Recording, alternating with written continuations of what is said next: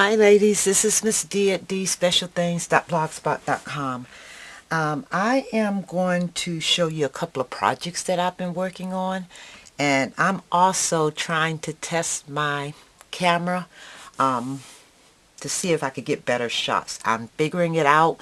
So I was recording, I set it up. My first recording was backwards. Well, it was at a view that if I were looking at it, it looked like everything was upside down. So I got that fixed, and now I'm trying to get the video closer at an angle, but not too close. So just bear with me. I'm going to go over a couple of projects that I've been working on. I just completed this project, and on my video that I posted, the picture wasn't very close. I don't know if you could see it, but I actually did this project for I Triple Dog Dare You YouTube channel challenge. And if you go over to her site, you'll get all the details. But I can tell you that she wanted us to layer. You had to use loads of layering, which was pretty much right down my alley. Right down my line. If you look, you can see a lot of the layering that I did. First of all, this is a corrugated card, and I purchased this, just to recap, I purchased these cards as a set. I love corrugated paper. I don't know why, but I just have this obsession for it. I have rolls of it. I have packages of it. And then I came across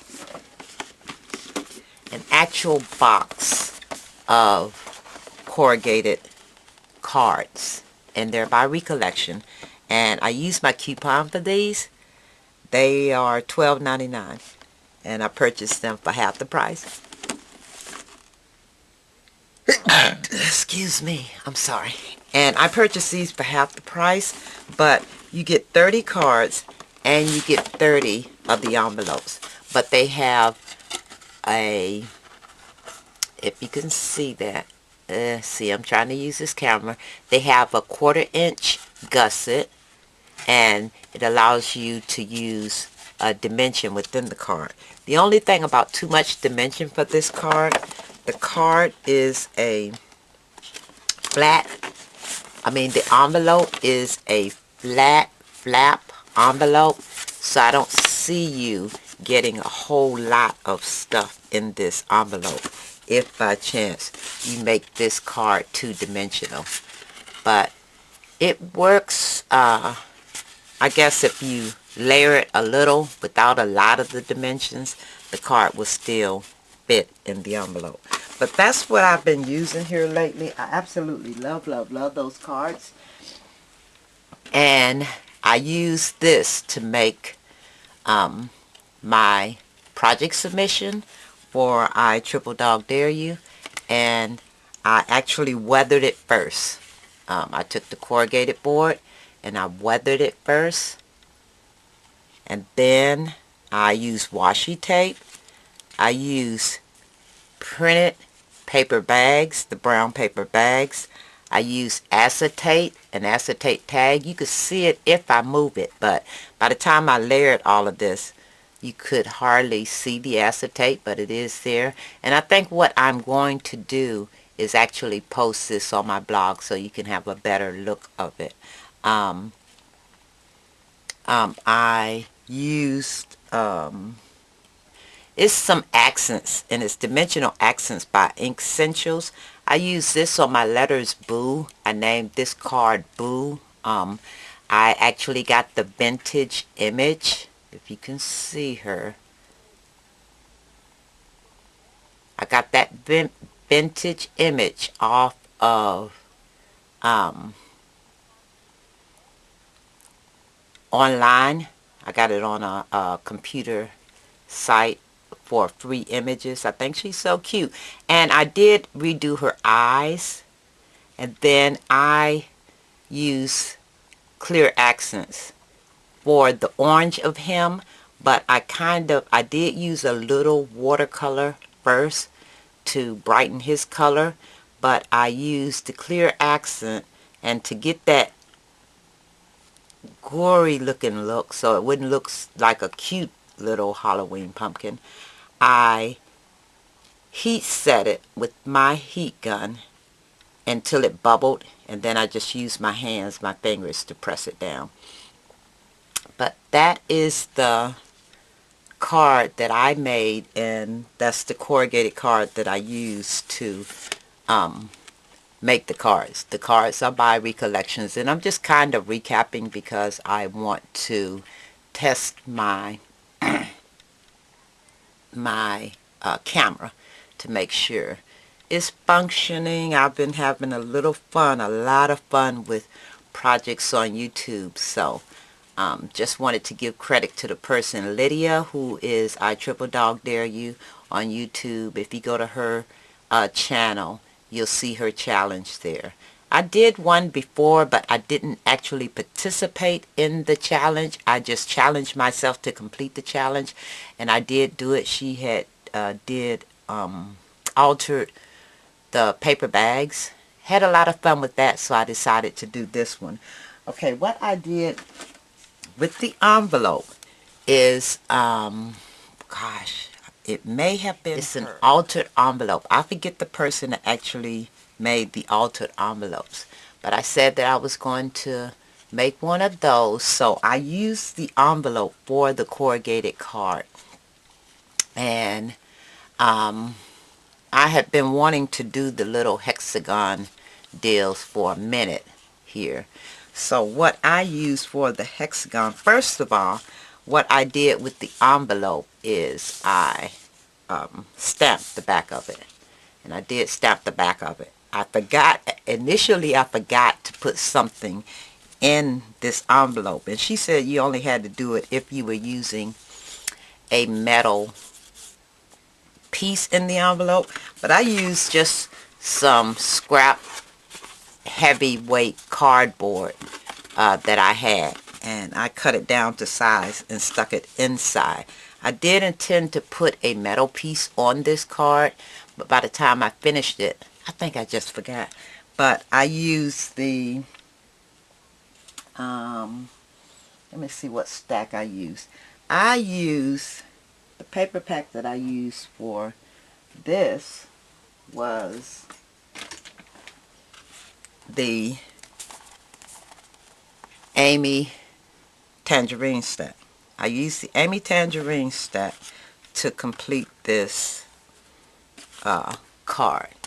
But I also did a video that shows you the Create collection by DCWB, and it's a 12 by 12 stack, and it's the exact, if you can see that, it's the exact same stack as the Amy Tangerine. I just wanted to show you all this, except it is not double-sided, but it is the exact same stack as the Amy Tangerine, and it comes with quite a few other different types of paper, like stickers and vellum, and it's a great stack. Over this past weekend, I was able to get this stack with a 40% off coupon and a 15 additional percent off your entire order. So I was able to get it for less than $9. But yeah, this is the original stack that I got, and I got all the other stuff that went with it. But I purchased mine from Joann's, and I was able to get it. It was 50% off, and all of their items were 50% off too when I got it. So I was able to get it at a good price also. But they DCWB has that collection, which is, I mean, Recollections, I'm sorry, has that collection, which is great. But I used that paper to make this card, and to make the hexagons, which I love those shapes, I used, and I hunted all over for it. You wouldn't believe what I did to find these shapes. But I ran around one weekend looking for this to make these shapes any size I wanted them. Okay, and this cost me something like, even on sale, it was more than I wanted to spend on it. It was, I guess, about $11, $12, maybe a little less, I don't know, that I ended up spending for this. Really never used it. And then I remembered I had my collazo. Okay, and my collazo, I had those shapes. So after that, I did not have to run around trying to find these shapes. So I was able to make that card. And it's something about me holding on to my older tools. I just use them if I feel good with them, even if something else come out. I have a tendency to hold on to the old. Sometimes the old products work better for me anyway. But that's what I use to make these shapes. And then for the black outline, I just actually cut around it. I use the Hero Art, if you can see that, the Hero Arts stamp here. I like this stamp. I really like this stamp. To make the cup of coffee. And I used I think the sentiments from another stack that I bought from from Tuesday morning, I think. I used that stack to... No, I didn't. I used the exact same stack. This is a Fiskars stack. I used the exact... this stack for the sentiment there. I used a little seam binding. And on the back side, I also use this stack for the small little cup. Isn't that cute? And for the thanks a latte, and I just scribbled some lines around it. And that's pretty much that altered envelope. I really like this concept.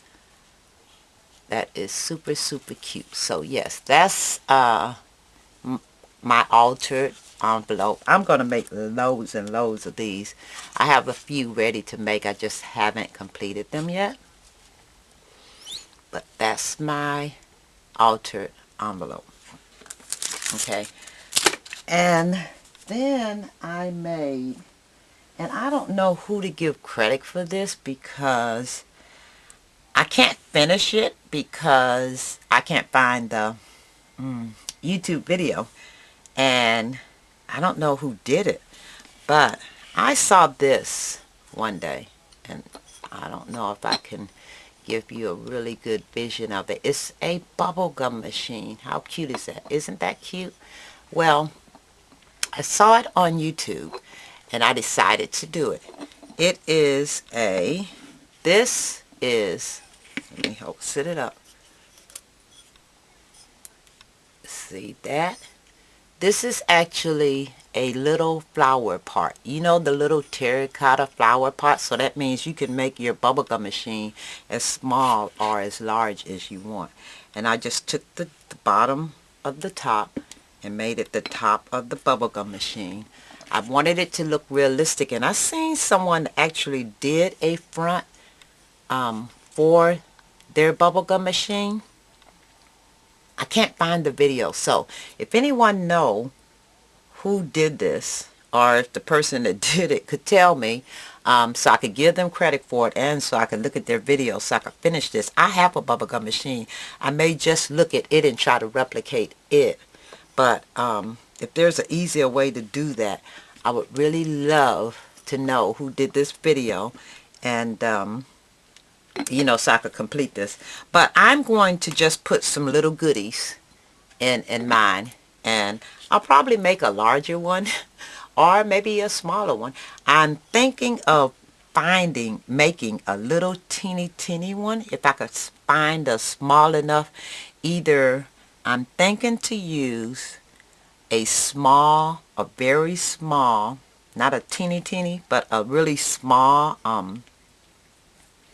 Christmas bulb, and the little teeny terracotta flower pots, I have the small ones, but I just haven't figured how to do these because the glass bulbs have a rim around the top of it, and I could easily slide it into the hole that's in here.